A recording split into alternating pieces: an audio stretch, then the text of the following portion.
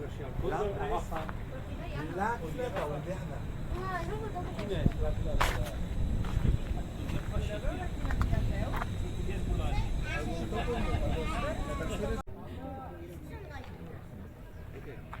Tenemos que dar ese calculador.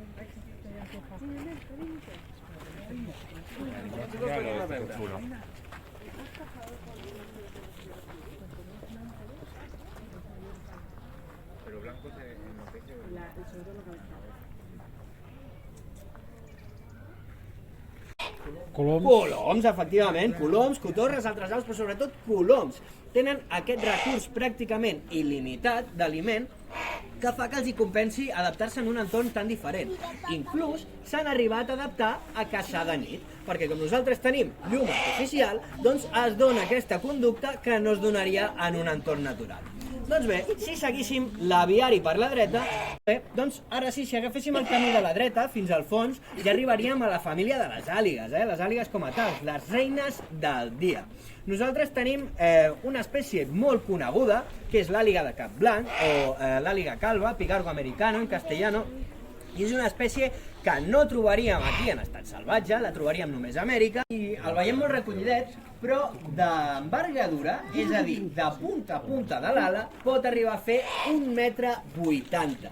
Si sortís a caçar durant... Si us fiqueu potser més cap allà el veureu millor. Molt bé. El gamarús de Lapònia és una rapinyaire nocturna àrtica. Viu molt a prop del Pol Nord. Viu en una zona on durant l'estiu no es fa de nit. I per què us explico això? Perquè una pregunta molt freqüent que ens feu és que si...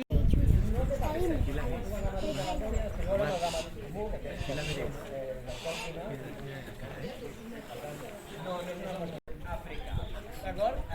Sud africà, l'abuelito té 27 anys. Una altra pregunta molt freqüent és quan viuen les aus rapines. Doncs normalment...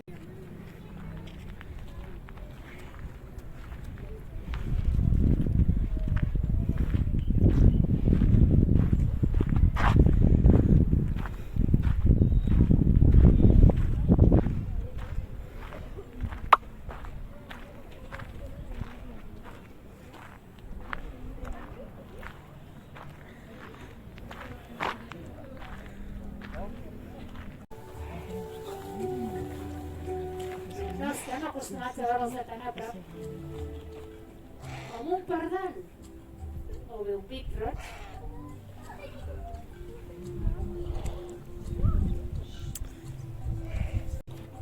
Sí. La base per treballar més és la paciència. Amb paciència tot s'aconsegueix. Perquè l'únic que podem fer nosaltres és cridar-los l'atenció i intentar convèncer.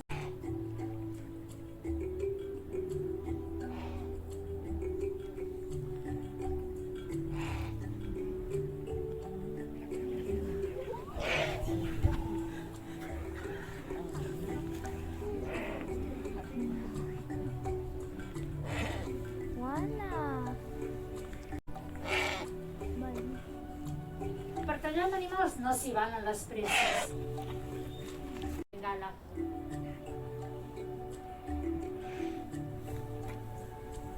És un duc asiàtic.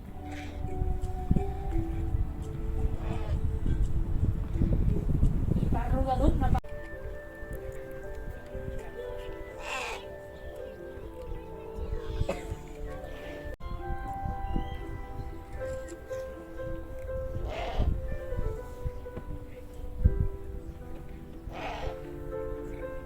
És cert que de tan a prop impressionen molt els ulls.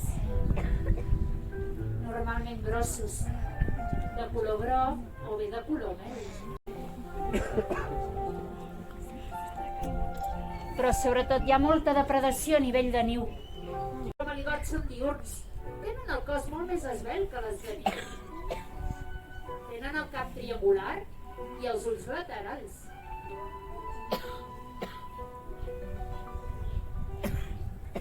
Però els aligots són de mida mitjana. Ells no creixeran més. perquè els aligots com la majoria de nocturnes estan força relacionats amb el bosc. I només cal mirar la silueta per confirmar-ho. La cua llarga i les ales curtes els va molt bé per esquivar obstacles. Després comprovareu que les àligues són força més grosses. Les àligues tenen les ales molt més llargues, perquè elles solen ser caçadores d'espais oberts.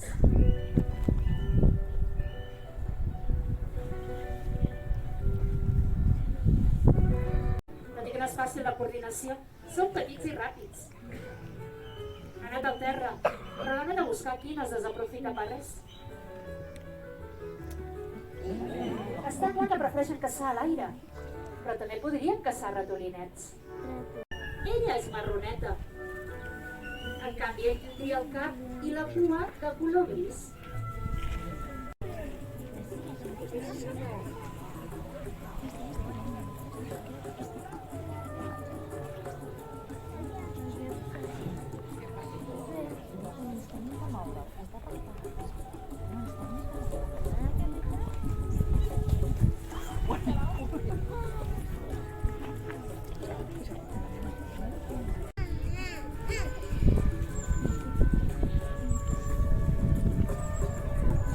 Àliga coneguda però nord-americana.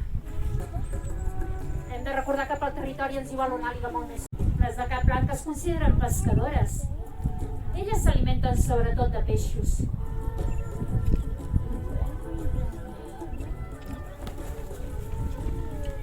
Cal mirar-li les urpes a l'àliga.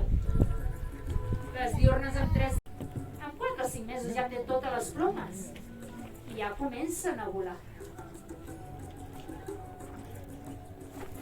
De fet, per reconèixer juvenils adults sol ser pel color del plomatge. I l'àliga també està forma que busca d'altres. Ells mengen animals morts, però són caçadors oportunistes. Podrien capturar animals fàcils de caçar i li encanten els cucs que troba sota les roques. És això que faria. ¿Cómo camina? I en va trobant d'altres. El cas és que les girarà totes 4, ensenyant que els carronyers solen ser molt curiosos. I també una mica més descarats pels caçadors. Segurament són els que més s'aproparan a vosaltres. Però és molt important no tocar, perquè per l'espantar-se us podria fer mal. No els agrada el contacte i s'han de respectar. Estan acostumats. Ara ell està molt pendent del Rafa. És el seu referent.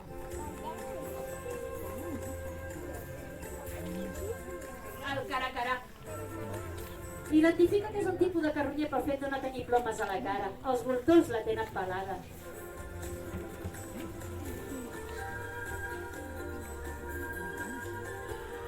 I el seu nom és força divertit, que té a veure amb el soroll que fa. Sembla una carraca. Són impressionants!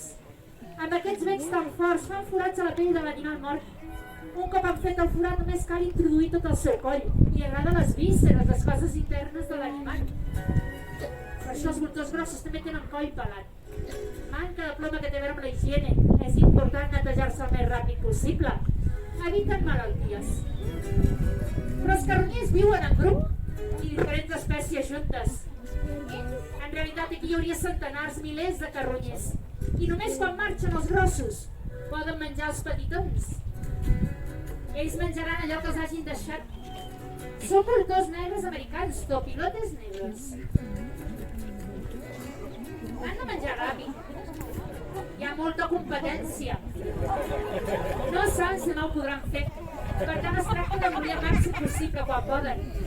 A vegades menjant tant que els pot arribar a impedir volar.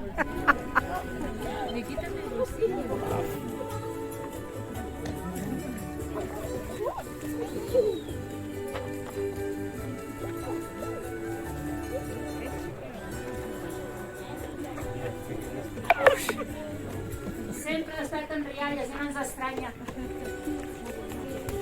Però hem de recordar que els carronyers no agraden a la natura. Molts carronyers moren enverinats.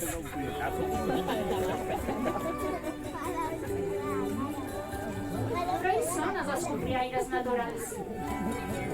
La teva opinió respecte als voltors. És aquest missatge el que volem transmetre als sindàliques. 5, 6, 7, 8, 9, 10, ja els tenim aquí. Tot un grup de milans negres, milano negro, lligats a boscos de ribera.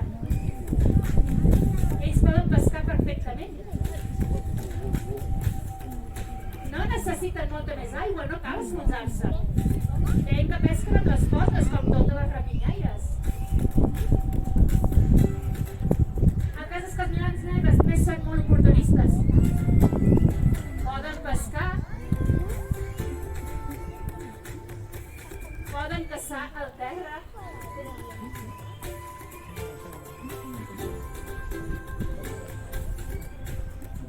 i també podrien caçar a l'aire.